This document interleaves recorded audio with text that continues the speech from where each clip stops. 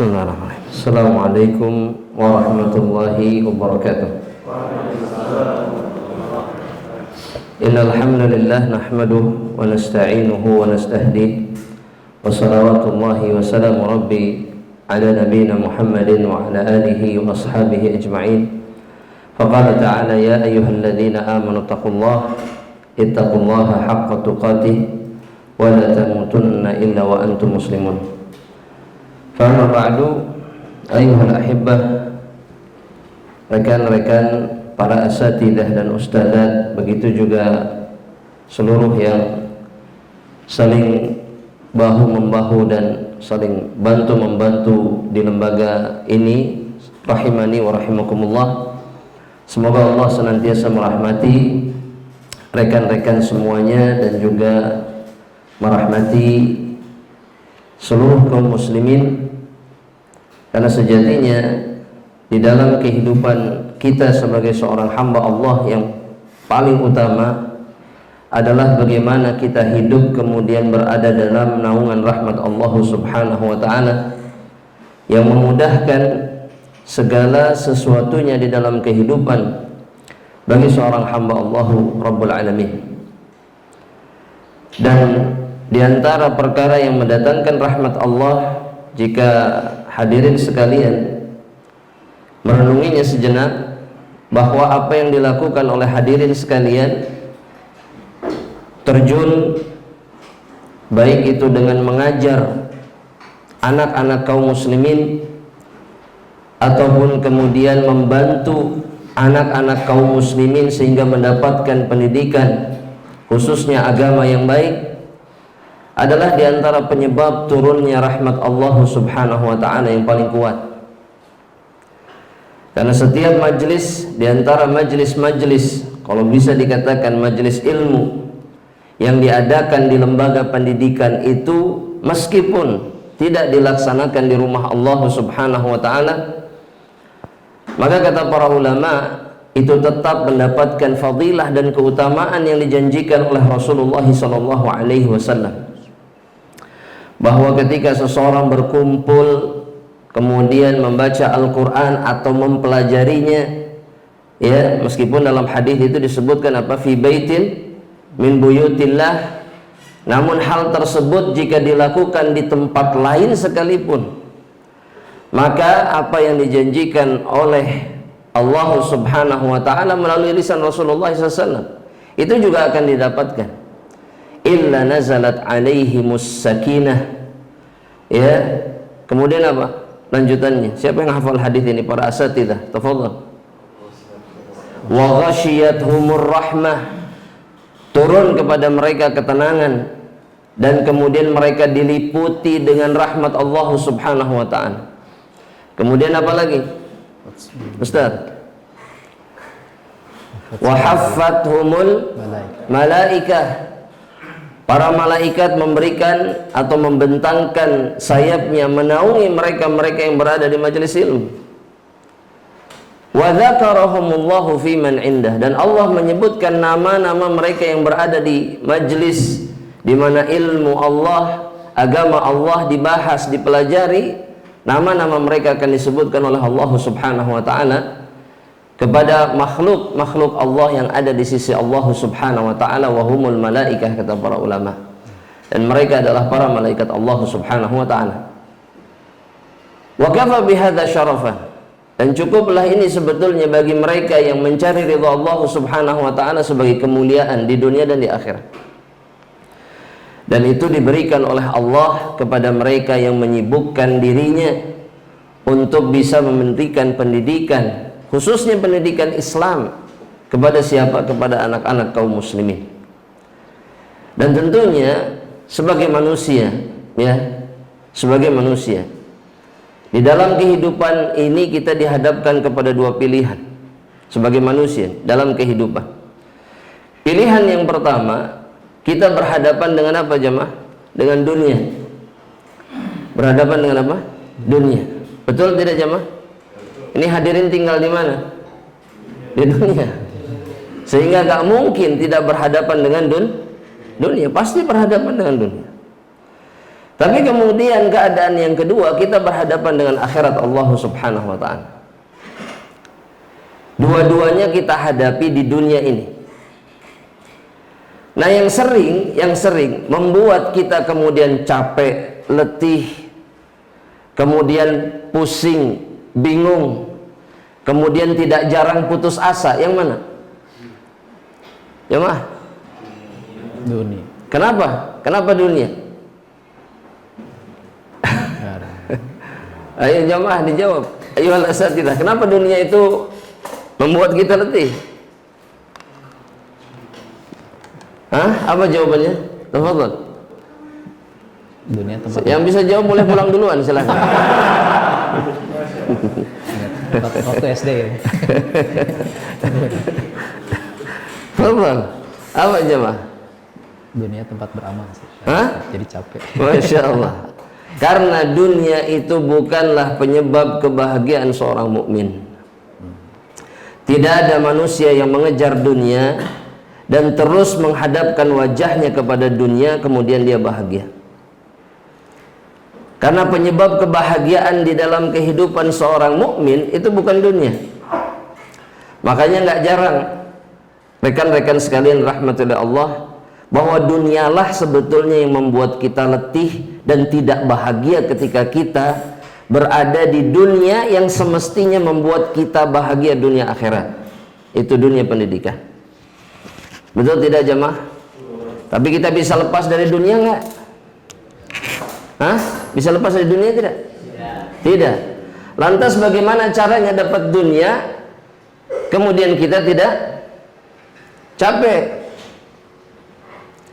tidak mengejar dunia, atau kita menginginkan dunia tapi tidak perlu repot-repot? Caranya gimana? Aduh jemaah, ini mikirnya jangan terlalu dalam jemaah. Nah, siapa yang bisa jawab? Jemaah yang dirahmati oleh Allah, tulis jemaah. Dalam surat An-Nahl ayat yang ke-97, Allah Rabbul Alamin sudah memberikan gambaran yang nyata, yang jelas, yang sangat kuat, isyarat kuat dari Allah Subhanahu wa ta'ala. Dengan firman-Nya, di mana Allah Subhanahu wa ta'ala mengatakan, "Man amila salihan min dzakarin aw untha." Nah, tafadhal. Masya Allah, ini dunia jemaah. Nah, ya, tapi subhanallah, kalau boleh ini dijadikan contoh jemaah rahmatullah Allah, ini dunia datang sendiri. Betul tidak jemaah? Iya, anak minta? Enggak. Tapi dunia datang sendiri. Beginilah cara Allah Subhanahu wa ta'ala mendatangkan dunia kepada kita. Ya, airnya ada, makanannya ada, padahal berceramah. Ya. Betul. Dan subhanallah jemaah rahmatillah Allah, beginilah cara Allah mendatangkan dunia kepada seseorang, meskipun sederhana. Kita kembali ke ayat jemaah rahmatillah Allah. Man amila salihan min dzakarin aw untha wa huwa mu'minun, kata Allah Subhanahu wa ta'ala. Barang siapa yang beramal saleh dan kemudian dari laki-laki atau perempuan, kemudian dia melakukannya dalam keadaan iman kepada Allah Subhanahu wa ta'ala. Ketika Allah mengatakan ini jamaah, kata para ulama, wa huwa mu'minun ay huwa mustaiqinun billah, dia yakin dengan Allah Subhanahu wa ta'ala, bahwa Allah menerima amal solehnya, Allah membalas apa yang dia kerjakan. Itu yang dimaksud dengan iman ketika beramal soleh. Melakukan karena siapa, apa yang dikejar, dan harapan yang dia harapkan dari apa yang dia kerjakan dari amal soleh. Semuanya dia minta dari siapa? Dari Allah Subhanahu wa ta'ala. Maka janji Allah, kata Allah Subhanahu wa ta'ala, ini dalilnya, fala nuhyiyannahu hayatan thayyibah. Kami akan pasti, Allah mengatakan fala nuhyiyannahu, ada taukid, dua taukid di situ. Ada dua penguat di situ. Ya. Untuk menguatkan, menegaskan bahwa pasti kami akan berikan kehidupan yang baik kepada mereka yang beramal saleh dalam keadaan mereka beriman kepada Allah Subhanahu wa ta'ala. Apa apapun yang baik, apapun yang membahagiakan di dunia, itu terletak pada amal soleh dan keimanan. Dan bukan hanya itu, kata Allah kemudian, walanajziyannahum ajrahum bi ahsani ma kanu ya'malun. Dan kami akan balas amal mereka nanti di akhirat dengan balasan yang lebih apa jemaah? Baik. Kalau anak boleh bertanya, mending dibalas di dunia atau mending dibalas di akhirat?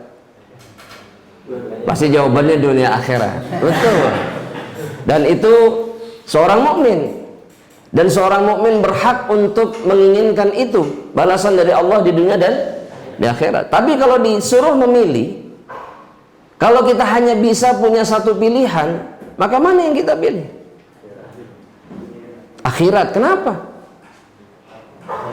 Khairun wa abqa, lebih baik dan lebih kekal. Nah, bagi orang-orang yang berjuang di dunia pendidikan, itu harus ada di kepala dan hatinya. Gak bisa enggak. Karena ujian mereka ketika berjuang di dunia Islam atau dalam pendidikan Islam, ujian mereka, tantangan mereka itu bukan hanya dari makhluk, maksudnya dari manusia. Tantangan mereka juga dari iblis dan bala tentaranya. Karena nggak ada yang lebih baik, kalau bisa dikatakan profesi, ya, lebih baik dari siapa? Coba, gak ada yang lebih baik dari apa? Dari mereka yang mengajarkan kebaikan dan mengajak orang kepada kebaikan. Ada dalilnya nggak? Jamaah? Ya jamaah. Ada tuh. Di mana? Di Quran. Al-bah mana atau di belah mananya? Iya, dicari. Dalam surat Fussilat, jamaah rahmatullah Allah. Coba dilihat. Ayat yang ke-33. Allah Subhanahu wa taala mengatakan, man ahsanu qawlan mimman da'a ila Allah wa amila salihan wa qala innani minal muslimin. Siapa yang lebih baik perkataannya? Dengan kata lain, tidak ada yang lebih baik perkataannya dari mereka yang mengajak kepada agama Allah, kemudian beramal soleh, dan kemudian mengatakan, sungguh saya ini orang muslim, sungguh saya ini Islam. Dan ini yang sedang dikerjakan sekarang di lembaga ini. Mungkin ada yang nyeletuk mungkin dalam hatinya, dah saya mah nggak ngajar agama. Ya, ini ngajar agama semuanya kan enggak ya jemaah? Ada yang ngajar selain pelajaran agama? Ya, angkat tangannya, angkat tangan. Cuman 2. Sisanya ngajar agama semua, 3, 4, 5, enak. Hakit bareng nggak tuh angkat tangan? Oh, kalau angkat tangan bareng-bareng. Yang ngajar, bukan ngajar diniyah. Masya Allah.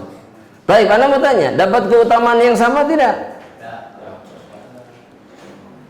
Kan selama ini ikut juga berjuang di lembaga ini kan pasti ada niat karena Allahnya, betul? Betul nggak? Iya. Ingin memuliakan Islam dan kaum muslimin, betul? Dapat janji yang sama tidak dari Allah Subhanahu wa taala? Dapat tidak? Dapat, tapi ada syaratnya. Apa syaratnya? Niatkan karena, bukan karena dunia. Tapi udah butuh Ustadz dunia, kayak iya butuh. Siapa yang nggak butuh dunia? Tapi niatkan dulu karena Allah, karena itu yang mengubah ilmu dunia jadi bermanfaat untuk agama Allah. Kalau bukan karena niat, ilmu dunia itu sama sekali tidak ada faidahnya. Loh Ustadz, maknya tidak ada faidahnya. Ada, tapi kecil dibandingkan faidah ilmu syar'i. Bahkan kalau Al-Imam Syafi'i, ini bukan saya sentimen ya, Al-Imam Syafi'i mengatakan seperti ini, bahwa ilmu selain Al-Quran wal fiqhu fid dini, kemudian hadis, beliau katakan apa? Wasawisus syayatini, itu tidak lebih dari waswas syaitan, kata beliau. Maksud beliau apa jamaah? Gak ada faidah yang membuat seseorang kemudian apa? Masya Allah, terima kasih. Nah, syukran. Ini datang lagi dunianya jemaah. Gelas. Maka ubah dengan niat. Ketika diubah dengan niat, semuanya bermanfaat, semuanya bisa menambah kebaikan seseorang. Karena kita harus jujur juga, seseorang tidak bisa hidup tanpa ilmu dunia. Betul tidak? Jemaah? Contoh itu, kalau tidak bisa hidup tanpa ilmu dunia, contoh apa contoh? Ilmu dunia yang dibutuhkan dalam hidup. Matematika, kenapa?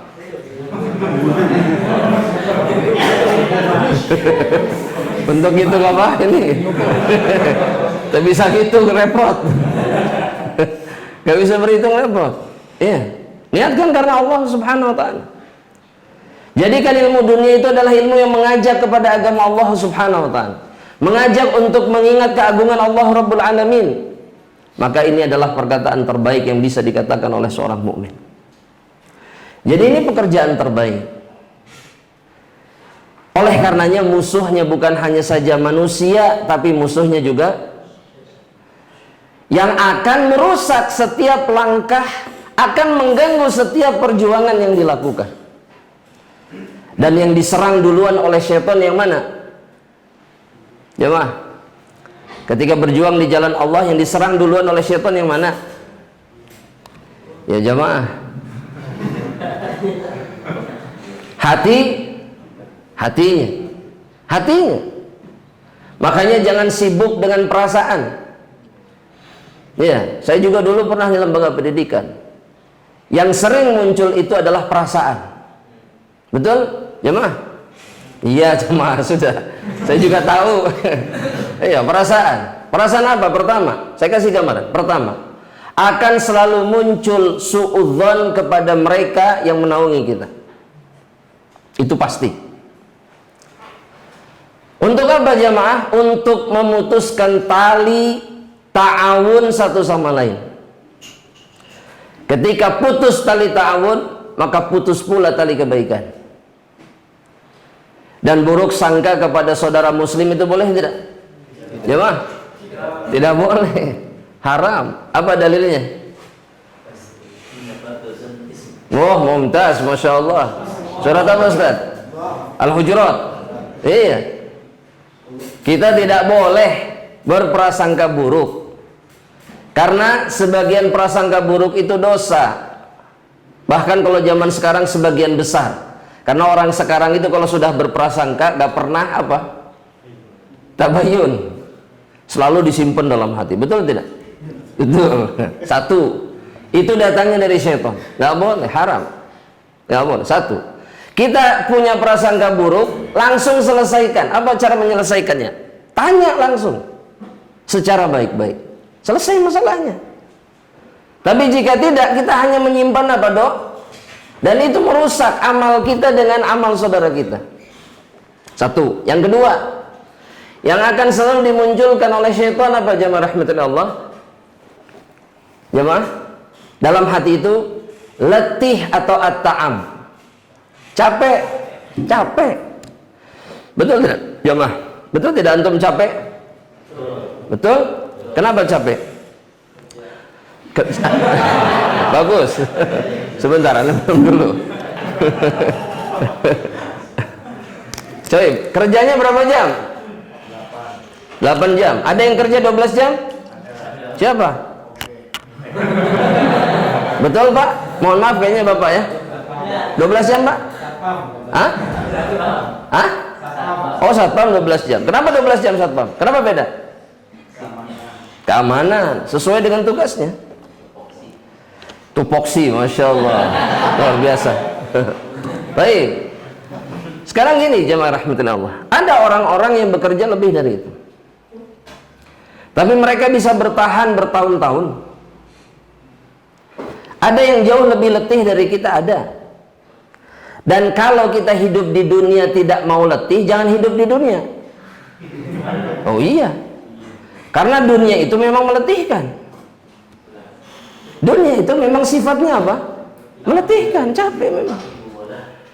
Iya, itu dulu yang harus diingat, ta'ab. Dan sampai seseorang diwafatkan oleh Allah Subhanahu wa ta'ala, maka seseorang tidak akan pernah beristirahat. Itu yang ditegaskan oleh Al-Imam Ahmad ketika ditanya. Imam Ahmad itu ditanya, matar rohah, kapan istirahat? Karena kalau Imam Ahmad itu hidupnya, nih jemaah, kalau tidak nulis, kalau tidak baca, kalau tidak mengajarkan ilmu, kemudian satu lagi, berdagang. Imam Ahmad itu pedagang. Jadi hidupnya full. Tidur sebentar, ditanya, mata rohah, kapan istirahatnya? Apa jawaban beliau? Inda awwali khutwatin fil jannah. Ketika kita melangkahkan langkah yang pertama untuk masuk ke dalam surga Allah. Makanya kalau kita sekarang merasa letih, jangan aneh, jangan sibuk dengan itu. Udah pasti capek sampai kapanpun. Baik itu misalkan, kalau dalam lembaga ini misalkan Bapak Satpam ataupun Bapak yang membantu kebersihan lembaga ini, atau asatidzah yang mengajar anak-anak, semuanya capek. Tapi rasa letih itu bisa menjadi kemuliaan kalau kemudian kita apa jamaah? Ikhlas karena Allah, dan kemudian yang kedua apa? Sabar. Ada yang belum menikah di sini jamaah? Oh, masya Allah. Baik. Selama ini sendirian capek tidak? Gak apa-apa, ini bukan, ini ingin memberikan semangat kepada antum. Tenang. Ana mendoakan yang terbaik buat antum. Mudah-mudahan cepat menikah. Tapi ana ingin tahu, sendirian capek tidak? Capek. Padahal nggak ada beban. Istri nggak ada, anak nggak ada, main bebas. Betul nggak? Mau kesana kemari nggak perlu minta izin siapapun. Capek. Nanti insya Allah kalau antum menikah, selamat merasakan rasa letih yang lebih besar. Iya, sama-sama capeknya, padahal ada yang membantu antum di dalam kehidupan.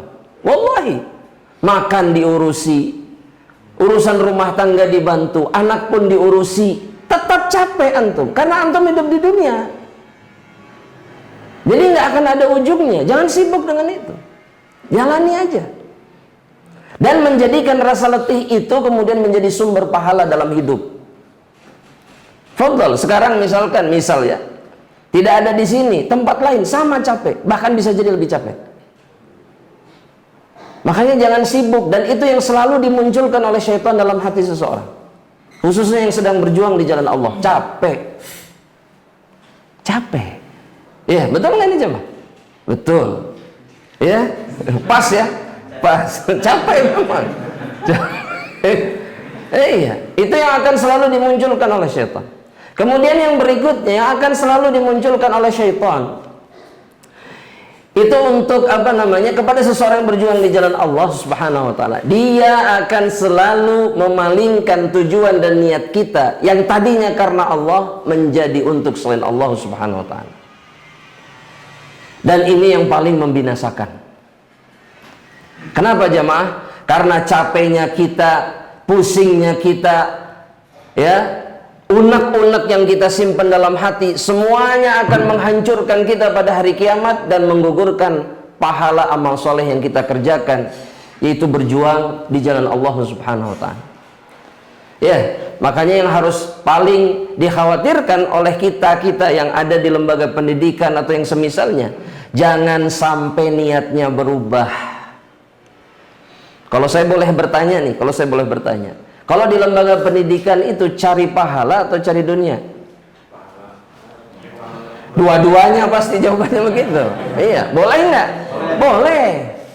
Tapi bobot yang mana yang menyelamatkan kita? Hal yang mana? Cari pahala, cari akhirat. Kalau mau cari dunia, anak kasih tahu, bukan di lembaga pendidikan. Cari dunia tempat lain. Iya, jangan pernah cari dunia di lembaga pendidikan. Sampai yaumil akhir juga lembaga pendidikan nggak akan memberikan yang terbaik dalam urusan dunia. Percaya sama. Karena tempat ini memang bukan untuk itu. Bukan untuk itu. Kalau kemudian ingin dunia lebih, misalkan contohnya berjuang cari dengan cara yang lain, boleh. Dan itu yang dilakukan oleh para ulama. Iya. Mereka hidup berjuang di jalan Allah. Tapi untuk dunia mereka cari yang lain tidak? Cari. Cik, saya mau tanya. Imam Ahmad tadi apa profesi selain jadi ulama? Jualan. Jualan apa? Hah? Bukan roti. Itu mah kisahnya. Kisah beliau dengan tukang roti masyhur saya. Beliau pedagang kain. Ya, ada juga yang pedagang roti, ada Khabbaz, Al-Imam Al-Khabbaz ada. Ada juga Al-Imam As-Sa'ati. Apa artinya Sa'ati? Tukang jam. Dikenal karena profesinya. Padahal ulama. Cari dunia. Ada yang tukang obat, ada. Ada yang kerjanya untuk dunianya, dia bekerja misalkan sebagai qadhi atau hakim. Itu pekerjaan di zaman itu, pekerjaan. Ya, kalau ingin boleh nggak ingin dunia? Boleh. Tapi kenapa kita harus menginginkan dunia? Ada alasannya jemaah. Jemaah. Kata antum boleh tadi. Nah, kenapa kita boleh menginginkan dunia? Karena kita punya kewajiban dengan dunia yang kita cari itu untuk memenuhi kebutuhan orang-orang yang kita naungi. Alasannya cuman itu. Betul tidak jemaah? Apa dalilnya?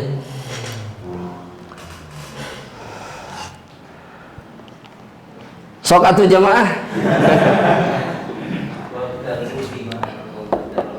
Masya Allah, mumtaz. Ahsan. Surat Al-Qasas ayat keberapa? 77. Allah Subhanahu wa taala mengatakan, "Wabtaghi fima ataakallahu ad-daral akhirah." Cari apa yang Allah Subhanahu wa taala janjikan di dunia atau di negeri akhirat. Maksudnya berjuang untuk itu. Tapi jangan lupa, kata Allah, bagian kalian dari dunia. Ingat, Allah cuma bilang jangan lupa. Bukan Allah memerintahkan kejar, jadikan sebagai tujuan, enggak. Tapi jangan lupa saja. Satu, itu baru satu dalil. Kemudian juga dalam ayat yang lain, kalau selesai sholat Jumat kita disuruh apa sama Allah? Suruh makan siang bareng? Enggak. Fantashiru, suruh apa? Bertebaran. Ngapain? Wabtaghu, carilah. Apa yang dicari? Apa coba yang dicari dalam ayatnya? Min fadlillah, dari keutamaan Allah. Yang dimaksud adalah rizki. Cari rizki. Cari. Karena dunia itu bukan tempat berakhirnya kita dan bukan tujuan dalam kehidupan kita yang fana ini di dunia. Bukan. Makanya anak kasih tahu dari sekarang. Syaitan akan selalu membangkitkan perasaan seperti itu dalam hati mereka yang berjuang di jalan Allah. Dunia deui. Ya, lihat ini begini, nah itu gitu, nah saya ente. Selalu begitu. Benar nggak ini, Jom? Itu yang akan selalu dimunculkan. Kenapa? Karena itu yang merusak. Sehingga kemudian tujuannya bukan hanya saja berubah, berbalik arah. Tadinya menuju Allah, mencari ridha Allah, kemudian berubah menjadi perkara yang lainnya. Dan ini menggugurkan amal soleh. Berarti seseorang tidak ikhlas. Betul jemaah? Dan ini yang harus kita khawatirkan. Dan jika ini yang terjadi, maka jangan pernah kita berharap bahagia berada di jalan yang baik ini. Karena mustahil. Ya. Tapi kalau Anda boleh bertanya lagi jemaah. Dunia itu kenapa betul-betul mengganggu pikiran kita? Jamaah rahmatullah.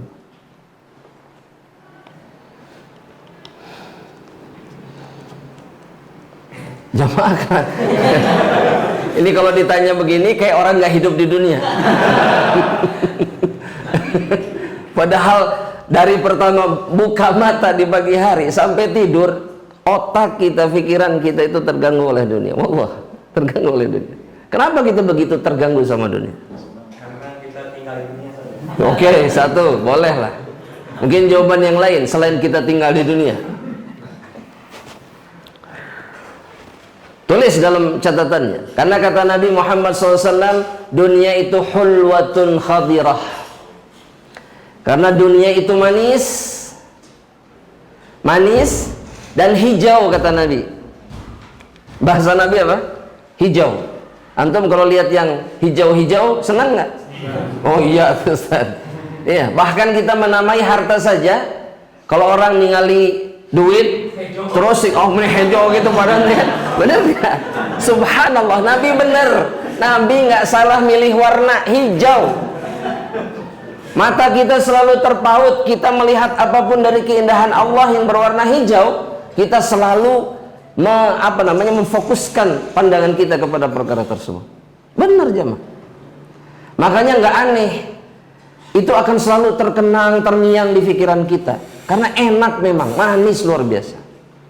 Tapi Allah Subhanahu wa Ta'ala mengatakan bahwa dunia itu apa? Mata'ul, tulis di bawahnya. Dunia itu kesenangan yang menipu, jangan pernah lupa. Meskipun otak kita terganggu oleh dunia, tapi jangan lupa bahwa dunia itu tipuan semata.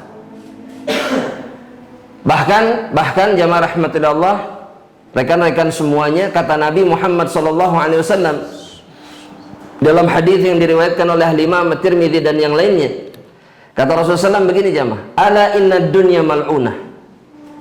Dunia itu dilaknat sama Allah. Apa maksudnya? Dunia dengan seluruh keindahannya dan apa yang ada di dalamnya itu jauh dan dijauhkan dari rahmat Allah.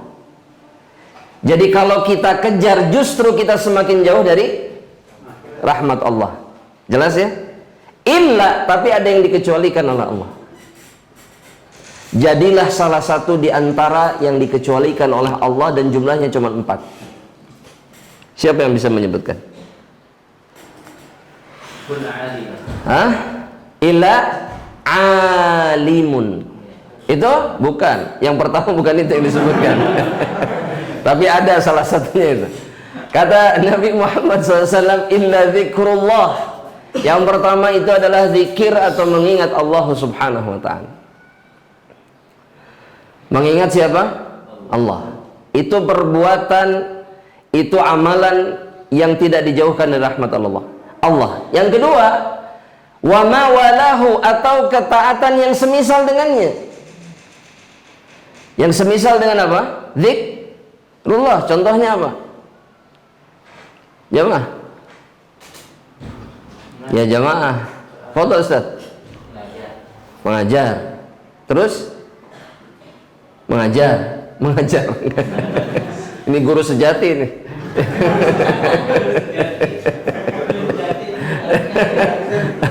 Mengajar. Terus apa lagi? Ibadah yang lainnya, apapun itu. Sholat, baca Quran, talabul ilm, dan yang semisalnya. Apapun itu. Amal soleh yang lain itu yang dikecualikan dari laknat Allah di dalam kehidupan dunia. Adapun misalkan contoh, mohon maaf ini ya, kalau ada kesesuaian, mohon maaf. Contoh misalkan sibuk dengan hobi. Misal apa hobi yang biasanya dilakukan banyak orang sekarang? Wah, touring, Masya Allah.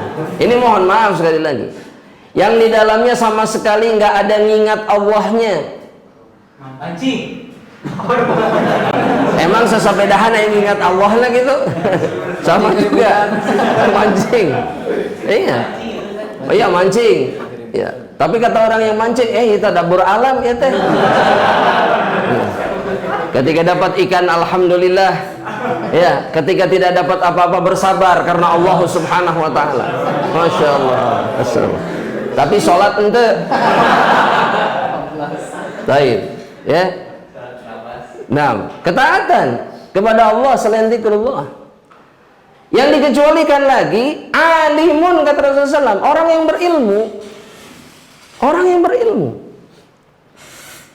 yang terus menambahkan ilmu, khususnya ilmu agama kepada dirinya. Terus jadi orang yang sangat faham agama Allah. Atau yang terakhir kata Nabi, au muta'allim, atau orang yang selalu belajar. Itu yang dikecualikan. Maka sibukkan hidup kita dengan perkara-perkara ini. Dan ketika kita berubah arah, berubah tujuan, maka rahmat Allah pasti akan Allah hilangkan dari diri mereka-mereka yang mengejar atau melakukan selain 4 perkara ini. Makanya pantas nggak bahagia. Pantas apa? Tidak bahagia. Dan ini bukan hanya para guru saja, tapi juga semua orang yang berjuang di jalan Allah Subhanahu wa ta'ala. Ya, hadirin, ini meskipun anggap ya jamaah rahmatillah Allah, saya mah Pak aslinya Pak, meskipun di sekolah, di lembaga pendidikan, dan saya mah cuman kerja aja. Saya mau tanya sekarang, Anda mau tanya, orang yang tujuannya hanya begitu saja, itu fisabilillah bukan? Di jalan Allah bukan? Jadi bukan begini, saya ingin menjadi bagian dari kebangkitan Islam dan seterusnya. Misalkan, ini mah contoh gitu. Nggak gitu, pokoknya mah saya mah didamal, saya mah kerja. Fisabilillah bukan? Fisabilillah? Kenapa fisabilillah? Nah, kita dengar apa yang dikatakan oleh Rasulullah SAW dalam hadis yang sahih. Ketika Rasulullah SAW ditanya tentang seorang laki-laki di hadapan para sahabat, ada rajin kerja dia, wah berjuang luar biasa ini itu dan segala macam, semangat. Kata para sahabat, habba hadza fisabilillah. Semoga ini ya Rasulullah, orang yang seperti ini itu di jalan Allah Subhanahu wa ta'ala. Karena bagi para sahabat, orang ini hanya bekerja semangat. Mereka tidak menganggap itu bagian di jalan Allah Subhanahu wa ta'ala. Kata Nabi, in kana kharaja min baitihi, kalau dia keluar dari rumahnya, niatnya satu, dia ingin menafkahi istri dan anak-anaknya, fahuwa fisabilillah. Kemudian kata Nabi, kalau dia keluar dari rumahnya untuk menafkahi kedua orang tuanya yang sudah tidak sanggup bekerja, fahuwa fisabilillah.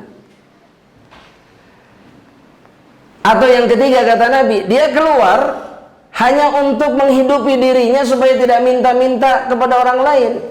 Nah, ini biasanya niatnya para jomblo, biasanya jemaah apa? Supaya tidak tergantung kepada siapa? Khalas. Fisabilillah bukan? Fisabilillah. Tapi ingat yang keempat kata Nabi, in kana kharaja min baitihi riya'an wa fakhran. Kalau dia keluar dari rumahnya karena riya, ya, keluar dari rumah pakai seragam, ditanya, bade ka mana? Abdi teh ngajar ya teh. Masyaallah. Di mana? Di Cikutra. Masyaallah. Itu yang diucapkan. Dan niatnya apa, Ri? Oh, iya teh ngajar ternyata. Supaya orang mengatakan seperti itu. Ataupun fakhran, untuk membanggakan dirinya. Sombong. Ada yang seperti itu jemaah? Jemaah, cari nafkah tapi sombong, ada nggak? Ada? Sedikit atau banyak? Oh, kembali ke hati masing-masing. Masya Allah. Baik, Anda mau tanya begini jam. Orang sombong itu kelihatan dari apanya? Ayo. Jangan sembarangan nuduh orang lain sombong itu kelihatan dari apanya? Tulis di bukunya. Tulis. Ya, jangan diawang-awang. Ya, yang pertama kata Nabi Muhammad SAW, orang sombong itu ciri pertamanya batrul haq. Batrul haq, menolak kebenaran. Pokoknya mah gak pernah menerima apapun dari orang. Itu orang sombong. Yang kedua apa? Ghamtun nas, meremehkan orang lain.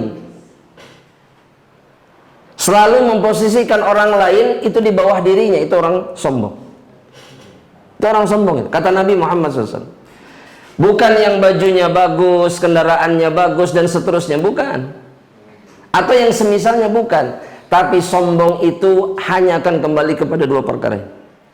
Kalau berjumpa dengan kebenaran tidak terima, kalau berjumpa dengan makhluk yang lain selalu di bawah dirinya.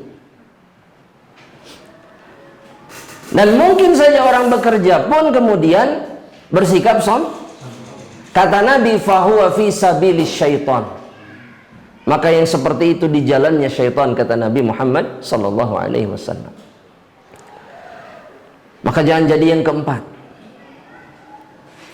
Jangan jadi yang keempat. Karena ketika kita berada pada keadaan yang keempat, jangan pernah berharap kita akan dibahagiakan oleh Allah Subhanahu wa ta'ala.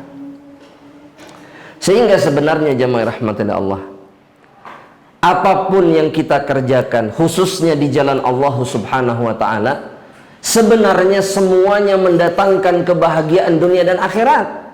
Jadi aneh sebetulnya kalau ada orang yang berjuang di jalan Allah tapi hidupnya sengsara. Aneh. Karena itu sebenarnya bukan secara teori, secara dalil harusnya tidak terjadi. Dan sekali lagi diingat, sengsara itu bukan ketika kita tidak punya apa? Uang. Karena Anda yakin hadirin semuanya untuk dunia itu didapatkan, betul nggak? Jamaah? Jamaah. Betul, betul. Dapat. Jangan dibahas ujung-ujungnya, jangan. Ya, dapat. Tapi Anda mau tanya, ketika dapat, pasti bahagia? Pasti bahagia nggak ketika dapat? Jangan bahagia. Insya Allah enggak. Anda pastikan enggak, belum tentu bahagia. Kalau tujuannya bukan karena Allah. Iya, betul nggak jemaah? Oh banyak, dapat banyak misalkan, nggak akan bahagia kalau bukan karena Allah. Sebetulnya masalahnya bukan di dalam masalah materi, tapi masalahnya ada di sini. Ketika kita bukan karena Allah dalam melakukan segala sesuatu, yang sedikit tidak akan pernah disyukuri, yang banyak tidak akan mendatangkan kebaikan.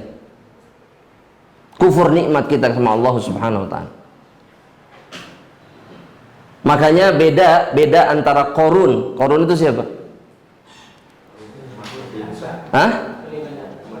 Umat Nabi Musa. Dengan orang yang paling kaya di antara para sahabat, siapa? Yang paling antum kenal lah. Abdurrahman bin Auf. Abdurrahman bin Auf. Masya Allah. Abdurrahman bin Auf itu kayanya seperti apa? Biasanya kalau tentang orang kaya kita suka hafal biasanya. Betul nggak? Ya, kalau tentang orang kaya kita hatta anaknya berapa, sukaannya apa kita tahu. Benar nggak ini jemaah? Iya, cik, saya mau tanya lah. Di dunia ini sekarang yang paling kaya siapa? Hah? Tah geningannya ho. Elon Musk punya pabrik apa? Waduh, tah apal gitu ya. Iya, ada anaknya satu yang nggak mau diaku sama bapaknya, siapa namanya? Gampang, Bin Elon, gitu ya gampang. Ya, pokoknya Bin Mas Manigula. Tapi dia dari ini start apa sih? Transgender ya. Aduh, masya Allah, sampai hafal.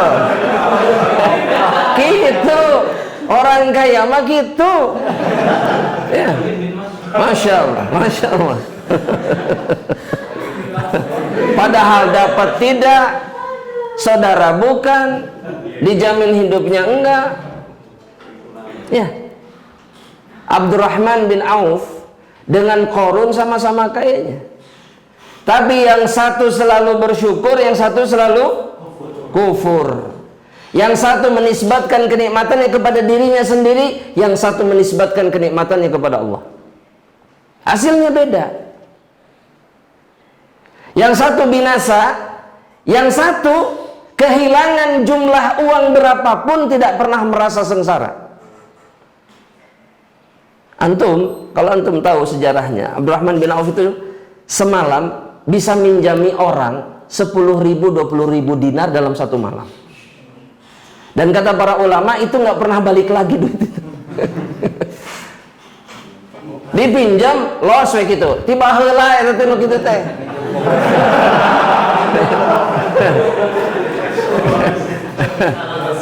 Dari dulu ketemu api-api dari dulu. Tapi Abdurrahman bin Auf tidak pernah peduli berapapun yang hilang dari dunia dari dirinya. Tidak pernah. Dan yang terjadi apa? Dunia tidak pernah meninggalkan Abdurrahman bin Auf. Bahkan dalam satu athar disebutkan Abdurrahman bin Auf itu kalau ngangkat batu, di mana aja ngangkat batu kokoreh ada emas. Kokoreh itu apa? Menggali, ya pakai sedikit gitu kali, ketemu emas. Saking apa? Saking mudahnya rizki beliau. Dan itu semua karena ini. Hidupnya hanya karena untuk Allah dan beribadah kepada Allah. Makanya ketika ditanya, kenapa engkau serahkan hartamu di jalan Allah? Supaya dia tidak mengganggu ibadahku kepada Allah. Allah jaminkan dunia bagi orang yang seperti ini. Itu janji Rasulullah SAW. Makanya jangan urusan dunia kalau berjuang di jalan Allah. Gak usah mikir, benar. Karena Nabi sudah mengatakan dalam hadis sahih riwayat Imam Abu Dawud dan Tirmidzi, kata Nabi begini, wa ya'tihi dunya wa hiya raghimah. Orang yang menjadikan akhirat sebagai tujuan hidupnya, dunia itu akan datang dalam keadaan dipaksa sama Allah Subhanahu wa taala. Nggak perlu repot-repot apa? Nyari. Sekedarnya saja. Ya, dan para ulama membuktikan itu. Ada satu orang muhaddits di abad 20 ini, kerjanya, beliau kerja jadi tukang jam, kerjanya cuma 3 jam sehari. Sisanya baca kitab, nulis dan seterusnya, 15 jam. Istri 2, anak belasan, semuanya ternafkahi hanya dengan bekerja 3 jam dalam satu hari. Gak masuk akal, karena memang rizki itu bukan perkara yang harus dicerna pakai ini. Tapi dia didatangkan oleh ini, oleh iman. Dengan tetap melakukan kewajiban, cari. Tapi sisanya betul-betul urusan Allah, bukan urusan kita. Kalau rizki mah. Kalau kita sanggup melakukan itu, maka niat kita akan selalu terjaga karena Allah Subhanahu wa taala, dan inilah manusia yang paling bahagia di atas permukaan bumi. Gak pernah apa? Merasa miskin. Dan kata Nabi Muhammad sallallahu alaihi wasallam dalam hadis sahih juga riwayat Imam Abu Dawud, irda bima qassam, ridhalah dengan apa yang dibagikan oleh Allah, syukuri yang ada, takun aghnan nas, maka engkau akan jadi manusia yang paling kaya di antara hamba-hamba Allah yang lainnya. Ini nggak mudah memang, tapi harus dilakukan. Sehingga perjuangan yang mulia ini tidak sia-sia nanti di dunia dan di akhirat. Ya, jangan sampai begini Pak, atau ustazah, asatidzah dan ustazat yang ada di sebelah sana. Jangan sampai di dunia capek habis-habisan, bahkan tidak jarang sampai sakit keras gara-gara bekerja, betul tidak? Berjuang di jalan Allah Subhanahu wa taala, tapi nanti di akhirat kita tidak menjumpai apapun. Ini orang yang paling merugi, ini orang yang bangkrut nanti pada hari kiamat. Dan mudah-mudahan kita tidak termasuk dari mereka insyaallah taala. Ya, jamaah rahmatillah Allah Subhanahu wa taala. Ana rasa cukup ya. Ikhwah sekalian, sisanya tanya jawab aja. Ya, insyaallah taala. Ana rasa yang singkat itu mudah-mudahan bermanfaat insyaallah, dan mudah-mudahan Allah menjaga hati kita, menjaga langkah-langkah kita, dan juga menjaga apa? Perjuangan ini jamaah rahmatillah Allah. Jangan lakukan, mohon maaf, jangan lakukan ini hanya untuk al-irsyad, enggak. Lakukan semua ini untuk Allah Subhanahu wa taala. Ya, untuk tempat tujuan kita yang terakhir apa? Surga Allah Subhanahu wa taala. Jadikan ini sebagai ibadah. Ya, maka Allah akan memberikan kemudahan demi kemudahan. Percaya janji Allah. Ya, karena kalau kita yakin dan percaya, buktinya akan datang bertubi-tubi, demi Allah akan datang bertubi-tubi. Salah satu contohnya kalau kita mau lihat sirah, lihat Nabi Muhammad SAW. Bagaimana beliau diberikan rizki oleh Allah Subhanahu wa ta'ala. Nabi itu pernah lapar? Sering, bukan pernah lagi, sering. Tapi rasa lapar itu dihilangkan oleh Allah tidak? Dihilangkan. Allah datangkan rizki dari mana saja, dari arah yang tidak diduga-duga. Padahal Nabi tidak punya apa-apa dan tidak mencari apa-apa. Nabi kalau lapar keluar rumah, itu Nabi bukan cari makan, bukan. Keluar saja untuk menghilangkan apa? Rasa laparnya. Mengalihkan pikirannya tentang rasa lapar. Diganjal batu, keluar dari rumah, menyapa sahabatnya, ngobrol dengan sahabatnya. Tapi selalu ada saja rizki Allah subhanahu wa ta'ala. Ya, selalu ada yang datang ke rumah.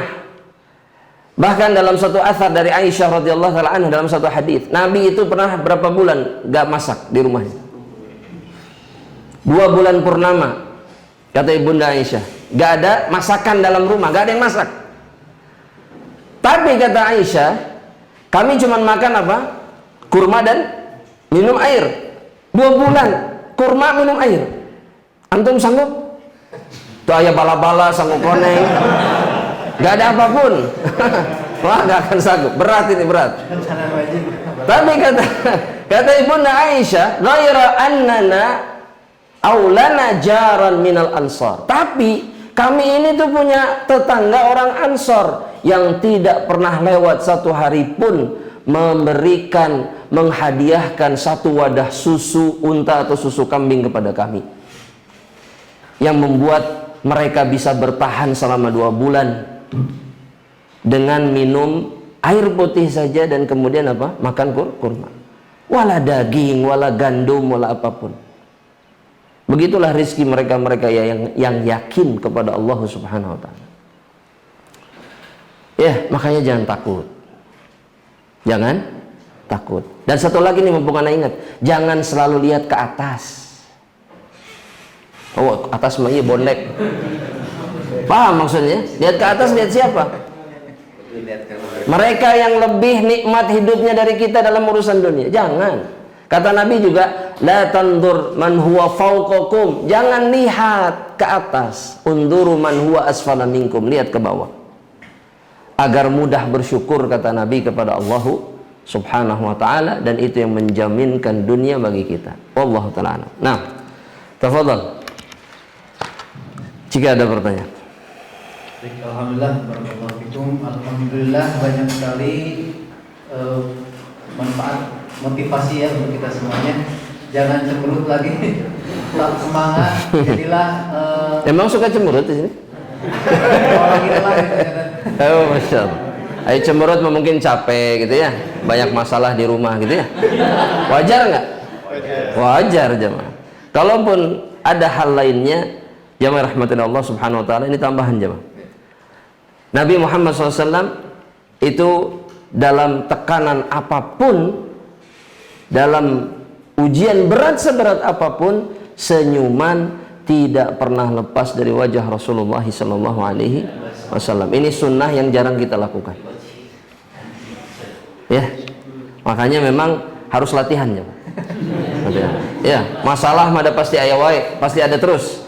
Tapi senyuman jangan pernah. Iya, masa kalah sama pegawai bank jemaah?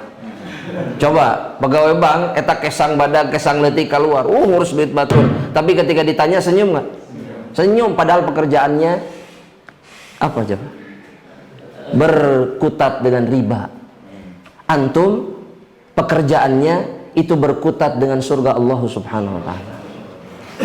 Masa tidak tersenyum karena itu? Ya, berat, beban berat memang. Wah, segala aya di otak teh. Tapi senyum jangan pernah hilang. Itulah akhlak seorang muslim. Wallahu ta'ala. Nah, foto Ustaz, afwan. Ya. Menginterupsi. Maksudnya ini kan kenyataan ya. Iya. Kan ketika mungkin kita dari rumah tuh, nah, bapak tuh semangat dan rapi gitu, peci lempeng gitu. Masya Allah. Udah sore Ustaz, miring kan? Udah tepung. Masya Allah. Termasuk ustadzan yang di sini juga ya, rapi gitu. Tiba-tiba sore itu udah kusem gitu. Mau senyum sama susah ya. Susah. Iya, Masya Allah. Emang betul. Perlu banyak latihan. Betul. Iya. Dan ya, teman-teman sekalian, sekalian yang akan bertanya, dipersilakan. Tapi saya dulu. Oh, silakan. Coba. Ini mengenai Mengenai Ustaz, mengenai rezeki Ustaz ya. Nah, tafadhol. Ini kan yang lagi viral Ustaz. Banyak orang yang termotivasi karena mungkin dengan ucapan gitu ya, sehingga orang tuh cenderung seperti terhipnotis Ustaz. Nah. Jadi ketika ngomong masalah rezeki dan sebagainya, sampai akhirnya mungkin diceritakan seperti tadi, seperti sahabat Rasulullah Sallallahu Alaihi Wasallam Abdurrahman bin Auf untuk mengeluarkan rezekinya gitu ya. Akhirnya dimotivasi untuk ngeluarin rezekinya, keluarin apa yang ada, keluarin gitu. Yeah. Seperti itu. Yeah. Sehingga apa ya? Allah alam tuh antara niat dan dengan kenyataan, karena mungkin termotivasi itu sehingga seperti terhipnotis. Nah, hal seperti ini apakah memang benar ataukah justru malah harus kita hindari? Karena mungkin ya itu tadi, ketika kita niatnya mungkin teralihkan dengan masalah motivasi tadi, ataupun terhipnotis seperti itu. Jadi akhirnya yang penting ngeluarin duit dengan alasan satu, pingin mendapatkan yang lebih banyak seperti itu. Itu seperti apa Ustaz? Masya Allah. Ini terjadi. Dan satu hal yang sebetulnya kalau dilihat dari kacamata syariat, sebetulnya semua dari kita jernih melihatnya.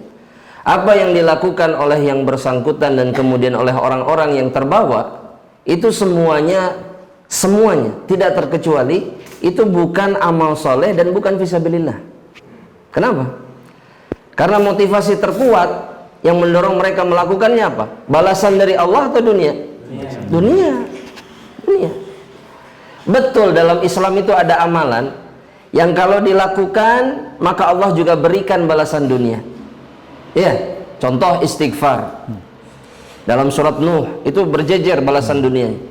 Kemudian juga sedekah ataupun yang semisalnya, sholat duha misalkan dan seterusnya. Gitu ya.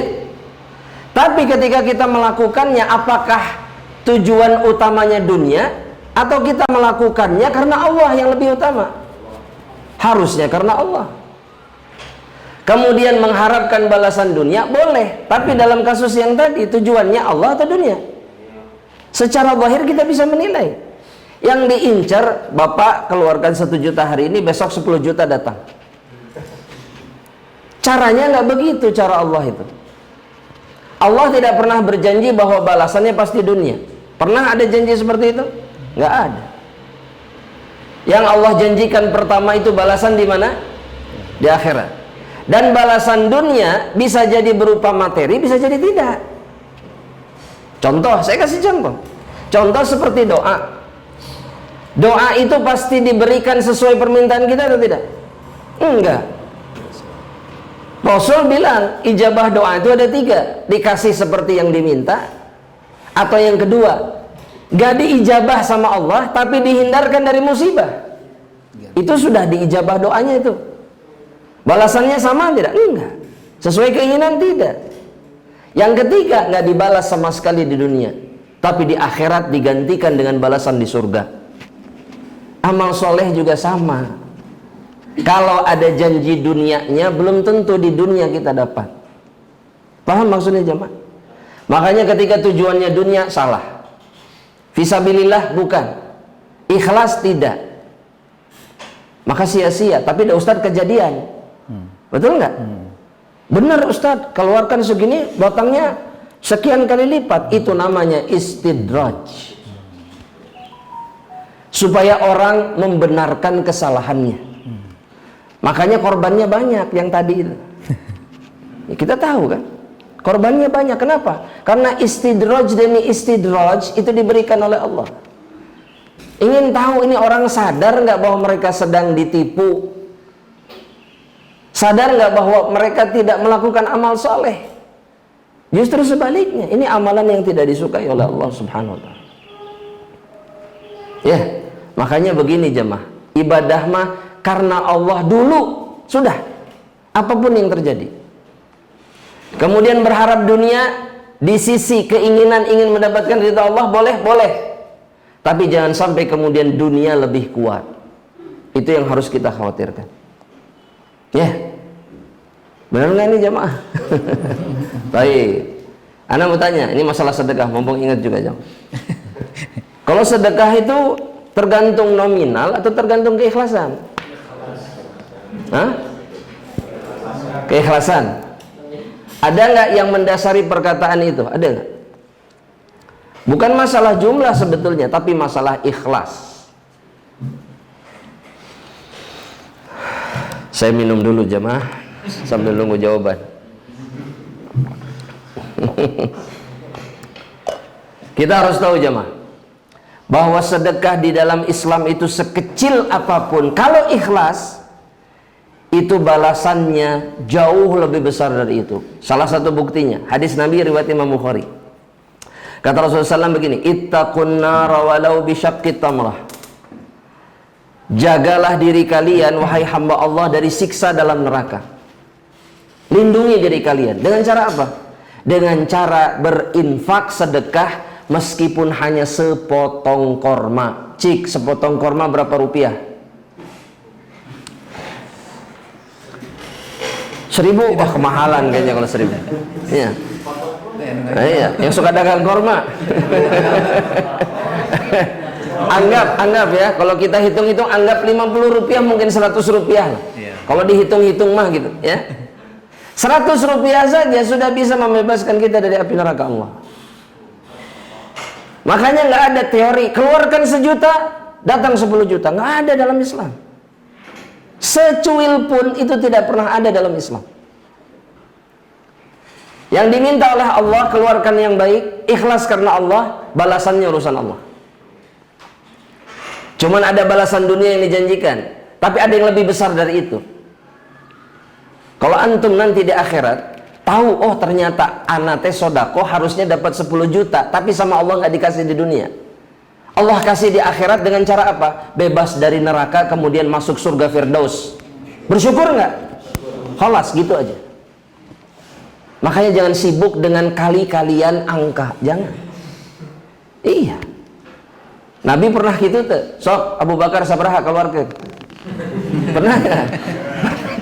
Nggak pernah. Padahal Abu Bakar memberikan semuanya. Oh, cek Rasul teh, wah antum mah kela dihitung halah sabar ya. Nggak ada. Nggak ada. Ya. Maka itu yang harus diingat baik-baik oleh seorang muslim. Allah taala. Fadhil Ustaz. Luar biasa. Jemaah sekalian, ya jemaah Ustaz. Masyaallah. Jadi ngikutin. Bagi yang akan bertanya dipersilakan. Fadhil, silakan. Malu bertanya sesat. Sesat di Cikutra. Dari Ustazah? Oh, Ustaz Bawan ya. Ustaz Bawan silakan. Ini ya. Nah. Masya Allah.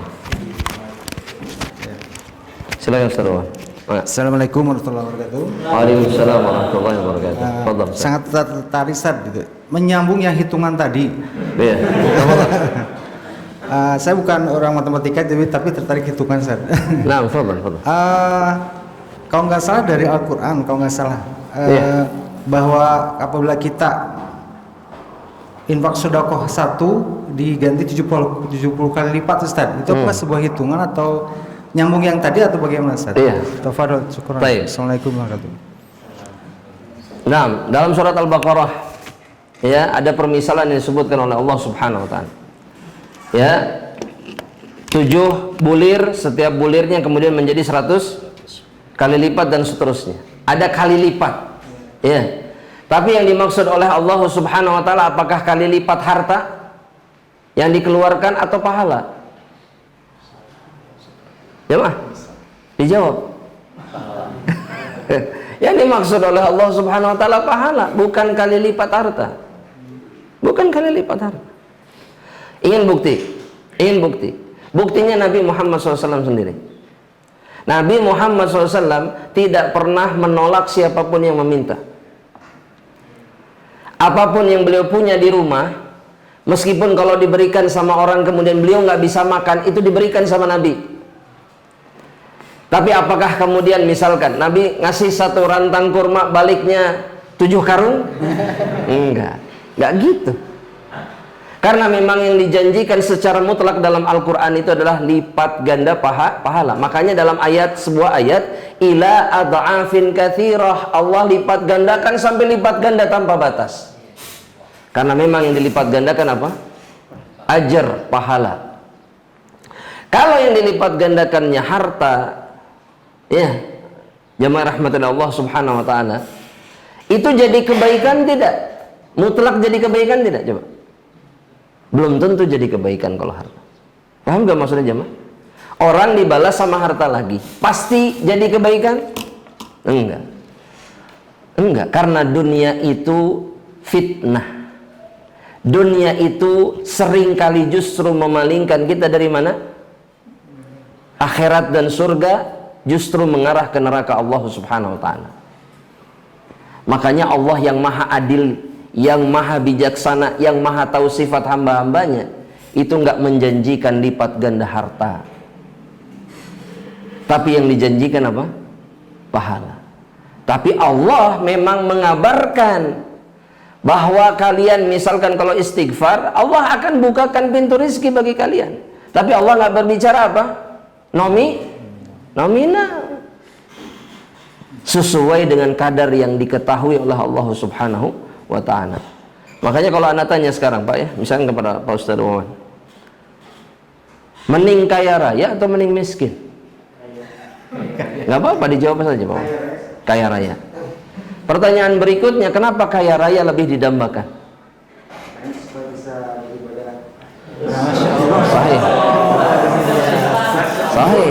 Sahih. Iya, betul. Itu teorinya. Iya.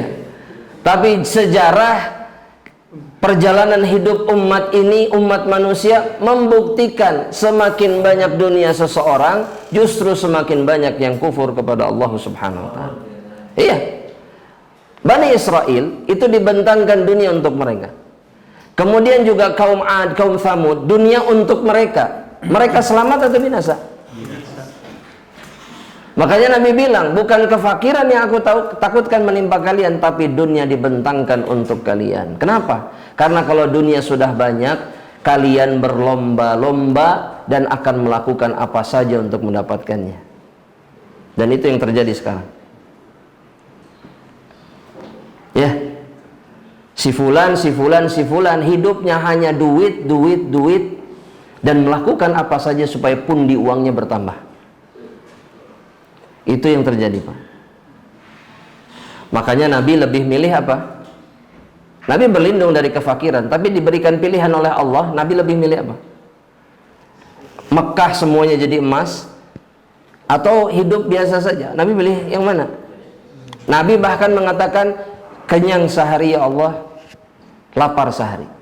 Itu yang diminta oleh Rasulullah SAW. Bukan berarti kudu gitu, enggak.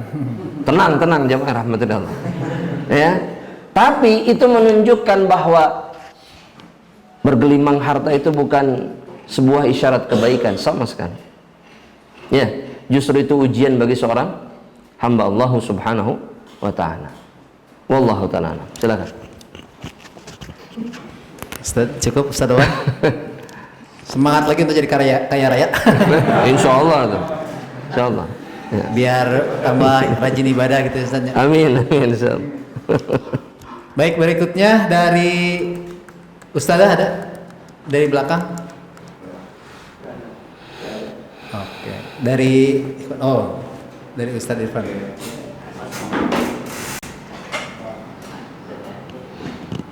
Masya Allah.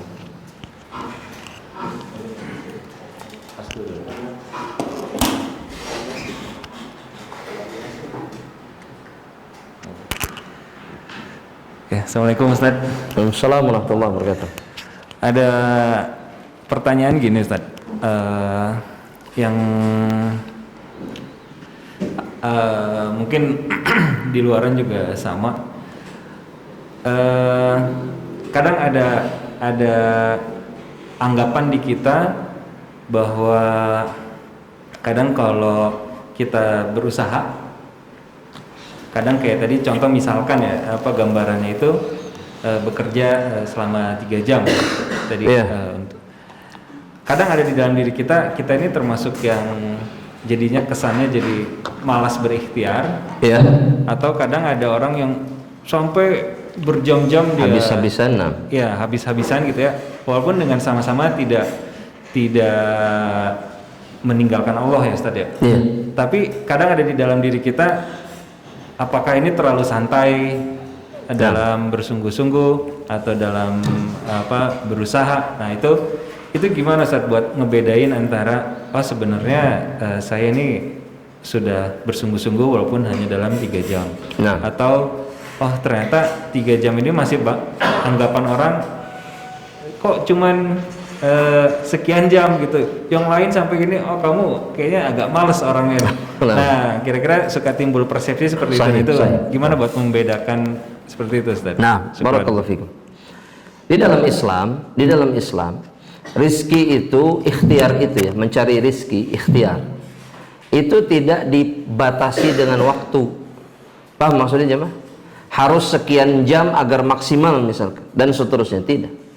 Justru kalau kita mau bicara ikhtiar secara islami yang membuat pekerjaan atau ikhtiar kita mudah atau misalkan tidak terlalu lama tapi kemudian mendatangkan kebaikan yang banyak, itu kuncinya disebutkan dalam satu hadis qudsi. Ini hadis qudsi. Kata Allah Subhanahu wa taala, "Ya bna Adam, tafarragh li ibadati." Wahai anak Adam, luangkan waktumu, fokuskan dirimu untuk beribadah kepada diriku. Bahasanya Allah Subhanahu wa taala seperti itu.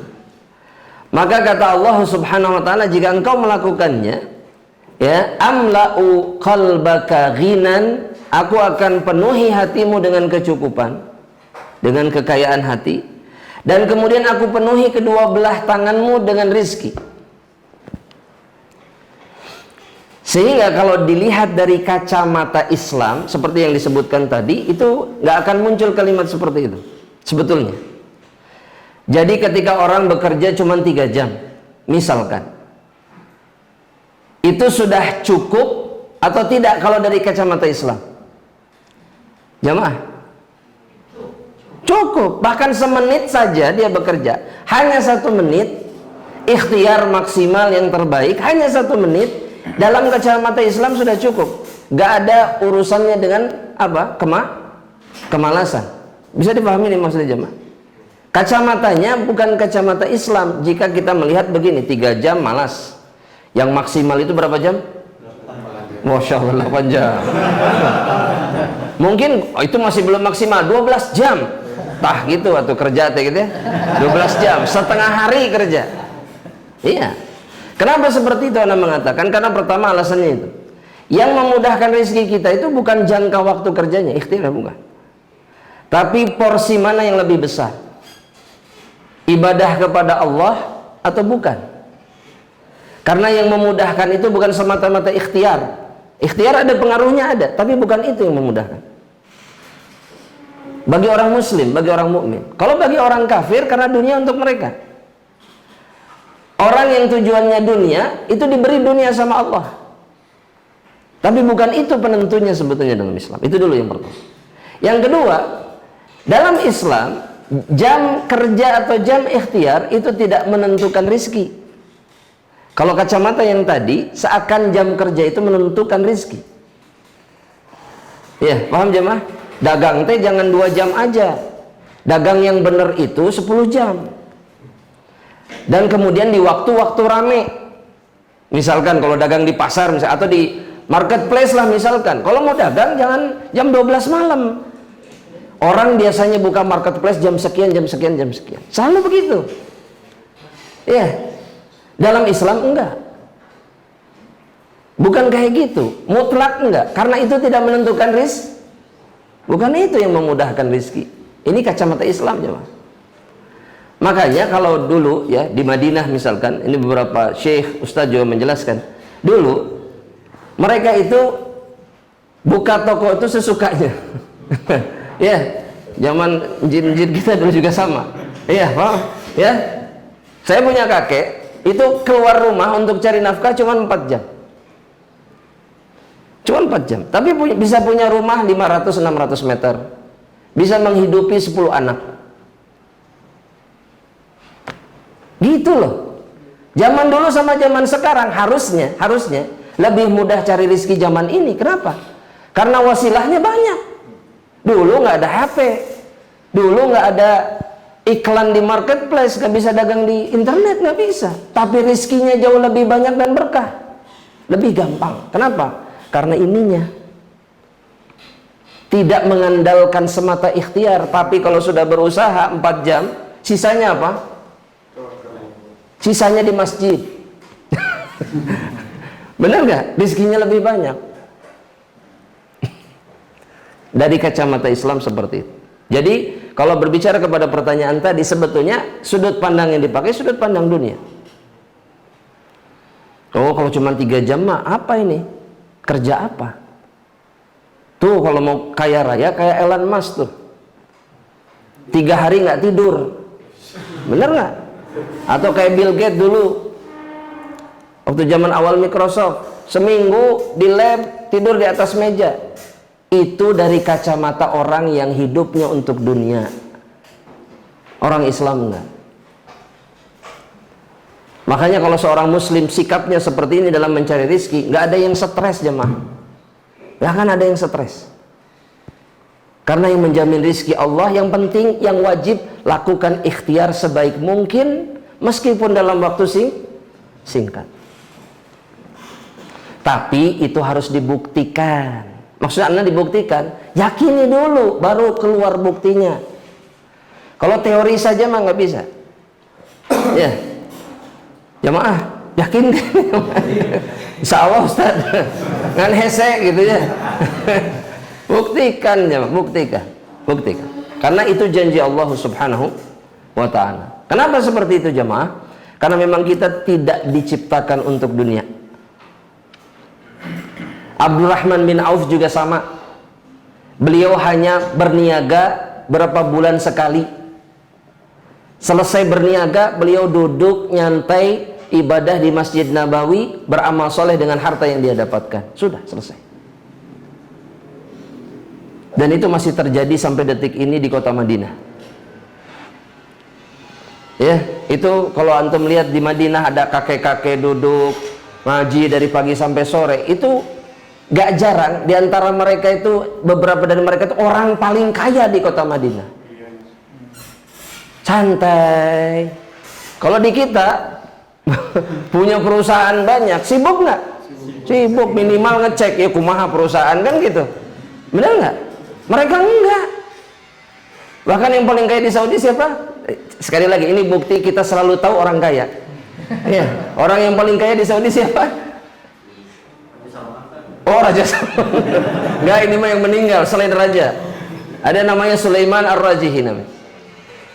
40 tahun selalu datang lebih dulu daripada muadzin di masjid dan tidak lewat 5 waktu. 40 tahun. Jadi nge-build perusahaannya berapa tahun, sisanya beliau di masjid. Kelas. Rizkinya berkurang? Enggak. Jadi orang yang paling kaya. Ya jemaah, itu sudut pandang Islam. Allahu a'lam. Mudah-mudahan terjawab insyaallah pertanyaan. Baik. Silakan Ustaz.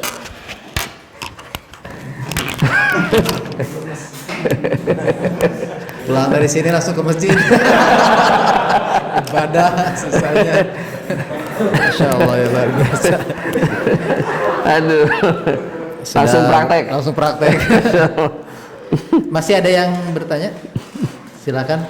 Masya Allah. Ustaz Asep. Silakan. Biasanya Ustaz Asep banyak nanya. Ustaz Asep udah mau ke masjid. Udah mau ke masjid. Tinggal tenangnya, Masya Allah. Nah, ya, jadi teralihkan ya. Jadi untuk urusan rezeki ini sebetulnya, karena kan sebetulnya masalahnya adalah masalah kita jadi guru gitu, menjadikan rezeki gitu. Ya. Nah. Tapi maksudnya ada hubungan yang erat gitu ya. Artinya Sahih. ya mungkin di antara salah satu kebahagiaan jadi guru juga adalah masalah rezekinya juga. Bahkan kebahagiaan menjadi seorang muslim, seorang mukmin itu adalah ketika dia mendapatkan sebagian dari dunia. Makanya dalam hadis itu 4 perkara yang merupakan kebahagiaan kata Nabi. Dunia maksudnya bagi seorang mukmin. 1, Itu tetangga yang soleh. Yang kedua, istri yang solehah. Ya, istri yang solehah. Masya Allah. Ngelihat kita maksudkan itu. Kemudian yang ana maksudkan, kemudian kata Nabi itu al-maskanul wasi', rumah yang luas. Itu kebahagiaan bagi seorang mukmin. Jelas itu.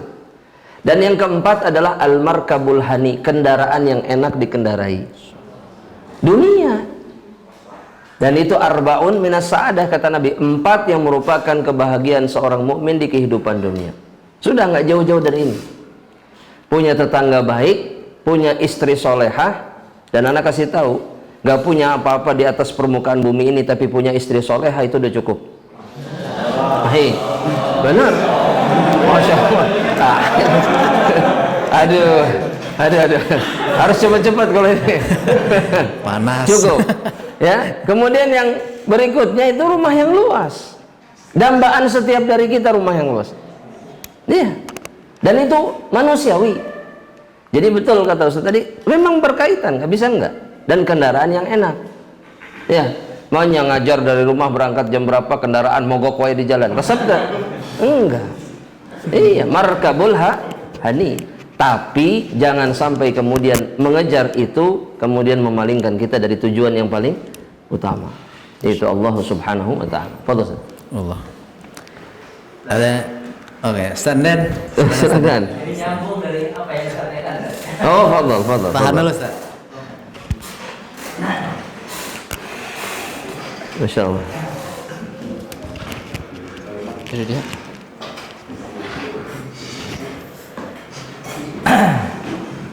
Bismillah, nyambung dari apa yang disampaikan tadi. Ini mungkin bisa apa ya, sebagai ya ingin tahu jawabannya ya, ketika seseorang misalkan tadi kan cukup dengan memiliki istri yang solehah gitu ya, kalau suami gitu ya, kalau istri mempunyai suami yang soleh gitu ya, kan itu rezeki ya. Sekarang yang jadi pertanyaan, bagaimana real di lapangan, dalam artian di keseharian gitu ya, contoh di keluarga ada misalkan, jadi yang sampai akhir hayatnya tidak menikah, itu terkait dengan rezekinya, jodohnya itu seperti apa nanti di akhirat gitu ya temannya. Oh, nah, jodohnya atau rezekinya, masalah jodoh di akhirat seperti apa? Iya, karena di dunia tidak dapat ya, tidak mendapatkan sahih. Ya. Itu dia karena ada tadi sa'adatul mar'i di dunia. Sahih. Masya Allah. Barakallahu fiik. Baik. Jadi maksud Allah Rasul tadi, 4 perkara ini nggak harus dapat semuanya. Dapat salah satu saja sudah bahagia sudah. Dapat kebahagiaan dunia. Tapi berkaitan dengan yang tadi, ini untuk yang jomblo jangan putus asa. Ya, berjuang tetap di dunia dan insya Allah dapat. Tapi kalaupun tidak dapat, bagi laki-laki di akhirat, Allah Subhanahu wa taala menyediakan 70 lebih bidadari untuk satu orang mukmin sebagai istri-istri mereka. 70. Jadi di dunia 1 kan? Di sana dapat berapa? Khalas. Cukup nggak? Waduh, masya Allah, wah sangat katanya. Baik. Iya. Dan para sahabat bertanya kepada Rasulullah SAW, ya Rasulullah, bagaimana bisa seorang mukmin, seorang laki-laki mendapatkan 70 bidadari? Maksudnya, kesanggupannya ada tidak bagi seorang laki-laki di surga nanti di akhirat? Kata Rasulullah SAW, setiap dari kalian diberikan kekuatan 100 orang laki-laki. Jadi akan diberikan jodohnya, tapi berupa bidadari. Itu dulu. Nah, bagi perempuan gimana yang nggak dapat jodoh di dunia? Sama. Karena perempuan pun itu dalam masalah balasan surgawi setara dengan, tapi bukan 70 laki-laki. Bukan. Kenapa? Karena fitrah perempuan itu tidak dengan lebih dari 1 laki-laki. Dan itu terjaga sampai akhirat. Dia akan dinikahkan dengan penghuni surga Allah Subhanahu wa ta'ala. Iya. Jadi ada jodohnya nanti di penghuni surga. Dia berhak mendapatkan kenikmatan yang sama. Makanya bagi yang di dunia misalkan karena satu lain hal, dan sebetulnya jamaah rahmatillah Allah, ada orang-orang yang memang hidupnya pengorbanan yang dia lakukan untuk keluarganya sampai membuat dia tidak bisa menikah. Ada. Jadi nanti di akhirat, selain dia dapat jodoh nanti di akhirat, dia akan mendapatkan balasan atas pengorbanannya yang dia lakukan. Jadi jangan sedih. Ada, anak tahu beberapa orang karena dia harus menanggung kehidupan keluarganya sampai dia tidak bisa, memang gak mungkin menikah. Ada, sampai sekarang masih hidup orang 67 tahun jomblo. Tenang, yang jomblo tenang, gak harus begini. Tapi Allah menginginkan yang lebih baik bagi dirinya. Gak dapat istri dunia, dapat istri akhirat. Jadi begitu Ustaz ya. Allah subhanahu wa ta'ala menjadikan pasangan atau berpasangan itu sebagai salah satu bentuk kenikmatan di surga. Bagi laki-laki 70 lebih, bagi perempuan 1. Tapi penghuni surga Allah subhanahu wa ta'ala. Dan ingat, perempuan penghuni surga itu jauh lebih cantik daripada bidadari. Makanya bagi istri-istri kan biasanya cemburu ya. Wah, menit 70, tenang, dia lebih cantik daripada para bidadari. Dia akan menemani suaminya. Dan pada saat di dalam surga tidak ada lagi yang namanya cemburu. Jadi tong ambek-ambekan ti ayeuna. Iya. Anak terlalu sering ketemu sama ibu-ibu ambek-ambekan masalah ini. Kata anak, udah tenang. Di akhirat dicabut cemburunya, nggak akan cemburu, nggak usah nampak dari sekarang. Ya, benar. Subhanallah. Ya, wallahu a'lam. Baik, benar-benar terjawab Ustaz. Fadhil. Alhamdulillah, asatidz sekalian, karena waktu ya sebetulnya masih menarik Ustaz ya. Banyak pertanyaan mungkin, tapi masih disimpan ya. Nanti bisa dikeluarkan lagi. Dan alhamdulillah kita di penghujung akhir acara. Sebelum kita tutup, kami minta kepada Ustaz untuk mungkin doa. Bismillahirrahmanirrahim. Allahumma salli wa sallim wa barik ala nabiyyina Muhammadin wa ala alihi wa ashabihi ajma'in. Allahumma ighfir lana dhunubana wa khati'atina warhamna wa tawaffana ma'al abrar. Rabbana la tu'akhidhna in nasina wa akhtana. Rabbana wa la tahmil 'alaina isran kama hamaltahu 'ala alladhina min qablina. Rabbana wa la tuhammilna ma la taqata lana bih. Wa'fu 'anna waghfir lana warhamna anta maulana fansurna 'alal qaumil kafirin. Rabbana hab lana min azwajina wa dhurriyyatina qurrata a'yunin waj'alna lil muttaqina imama. Rabbana hab lana minas salihin. Rabbana hab lana minas salihin. Rabbana hab lana minas salihin. Rabbana zalamna anfusana wa illam taghfir lana wa tarhamna lanakunanna minal khasirin. Allahumma inna nas'alukal jannah wa na'udzubika minan nar. Allahumma inna nas'alukal jannah wa na'udzubika minan nar. Allahumma inna nas'alukal jannah wa na'udzubika minan nar. Wa la takilna ila anfusina tarfata 'ain. Rabbana atina fid dunya hasanah wa fil akhirati hasanah wa qina adzaban nar. Subhana rabbika rabbil izzati amma yasifun wa salamun 'alal mursalin wa akhiru da'wana anil hamdulillahi rabbil alamin. Wallahu ta'ala.